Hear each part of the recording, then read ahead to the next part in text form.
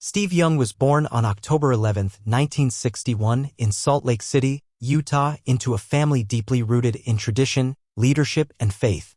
His lineage traced directly back to Brigham Young, the second president of the Church of Jesus Christ of Latter-day Saints and the namesake of Brigham Young University. Growing up in a household of discipline and quiet confidence, Young was raised on values of hard work, humility, and perseverance. From an early age, he showed a relentless drive to compete. Whether it was football, baseball, or basketball, Steve never backed down. He didn't have the strongest arm or the smoothest mechanics, but he had something no coach could teach: heart. At Greenwich High School in Connecticut, Young was a standout athlete. As quarterback of the football team, he ran the option offense and rarely threw the ball. But what he lacked in passing reps, he made up for in grit and mobility. He rushed for over 1,900 yards and led his team deep into the state playoffs. Still, he wasn't heavily recruited as a passer. Many colleges didn't see a future NFL quarterback, they saw a run-first athlete in a pass-first world. But one school gave him a shot: Brigham Young University. When Young arrived at BYU in 1980, he was 7th on the quarterback depth chart. The team was known for its prolific aerial attack under head coach Lavelle Edwards, and Young didn't exactly fit the mold. He struggled with accuracy and timing. He wasn't a pure pocket passer, but he was relentless. He studied film like an obsession, worked tirelessly on his footwork, and improved his throwing motion. Eventually, he climbed the depth chart, and by his junior year, he was the starter. Under Edwards' guidance, Young blossomed. In his senior year, he completed over 71% of his passes, threw for more than 3,900 yards, rushed for 707, and accounted for 42 total touchdowns. He led BYU to an 11-1 record and won the Davey O'Brien Award as the nation's top quarterback. He finished second in the Heisman Trophy voting and left college with 18 NCAA records. But despite his meteoric rise, NFL teams weren't entirely sold. His unorthodox style, left-handed release, and scrambling nature made scouts wary. And so when the USFL, the upstart rival to the NFL, came calling with a massive contract, Young accepted. He signed a $40 million deal with the Los Angeles Express in 1984, an unprecedented sum at the time. The USFL was chaotic. Teams folded, attendance was shaky, and infrastructure was weak. Young played behind a porous offensive line and often spent games running for his life. Still, he flashed his brilliance, showing pinpoint accuracy on the move, fearless decision-making, and leadership. But after just 2 seasons, the league collapsed. Young's rights were transferred to the NFL, and he was signed by the Tampa Bay Buccaneers, a team that, at the time, was the league's basement dweller. In Tampa Bay, Young struggled. He started 19 games over 2 seasons and won only 3 of them. The Bucs were dysfunctional, their roster was thin, and the coaching staff was in constant flux. Young was sacked repeatedly, criticized by the media, and doubted by fans. His confidence wavered. Many believed his career was finished before it had even begun.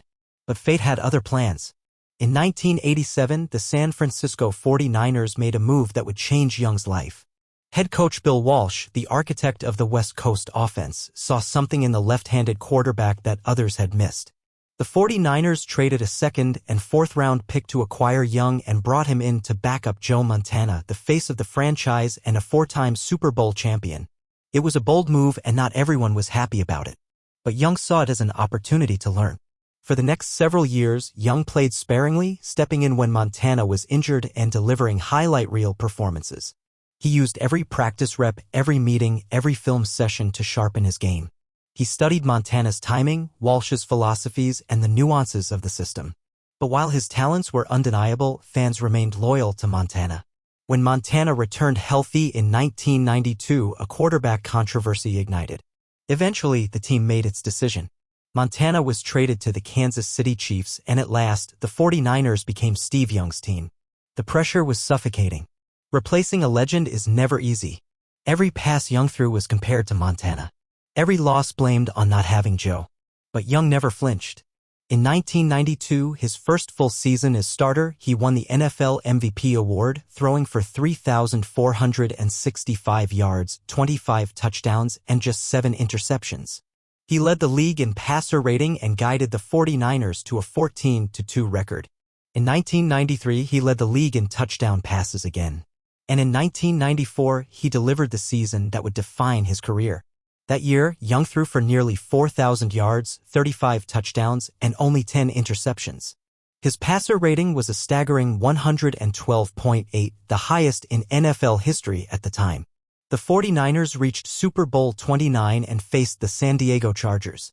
With the weight of expectations on his shoulders, Young delivered one of the greatest performances in Super Bowl history. He threw for 325 yards and a record 6 touchdowns, breaking Joe Montana's record of 5. With each score, the pressure lifted. When the final whistle blew and the 49ers had won 49-26, Young raised the Lombardi Trophy and exclaimed, "Can somebody get this monkey off my back?" The critics were silenced. Steve Young was a champion. He was named Super Bowl MVP and cemented his place among the game's elite. Over the next few years, Young continued to dominate. He led the league in passer rating for 4 consecutive seasons and was selected to the Pro Bowl 7 times. His ability to throw with precision and run with purpose made him one of the most dangerous dual-threat quarterbacks in history. He rushed for 4,239 yards and 43 touchdowns in his career, numbers that rivaled top running backs. But Young's career was also defined by pain. He suffered multiple concussions, broken ribs, knee injuries, and countless hits. He played fearlessly, often extending plays and taking on defenders headfirst. But the toll added up. In 1999, after a final concussion that left him disoriented for days, doctors advised him to retire. He was 38 years old. And though his time as a full-time starter had been brief, the impact he made was immense. He retired with 33,124 passing yards, 232 touchdown passes, and a career passer rating of 96.8, the highest in NFL history at that time. He won 2 MVP awards, 1 Super Bowl, and left the game as one of the most efficient quarterbacks to ever step on the field. In 2005, he was inducted into the Pro Football Hall of Fame. Beyond football, Young's life was equally impressive. He earned a law degree from BYU, became a respected broadcaster with ESPN, and founded HGGC, a successful private equity firm. He launched the Forever Young Foundation, which supports children with serious health challenges and educational needs. Through it all, he remained grounded, humble, and committed to service. Steve Young's journey wasn't smooth. It wasn't filled with early accolades or overnight success. It was a story of perseverance, of being doubted, benched, traded, and booed only to rise and become one of the greatest quarterbacks the game has ever known.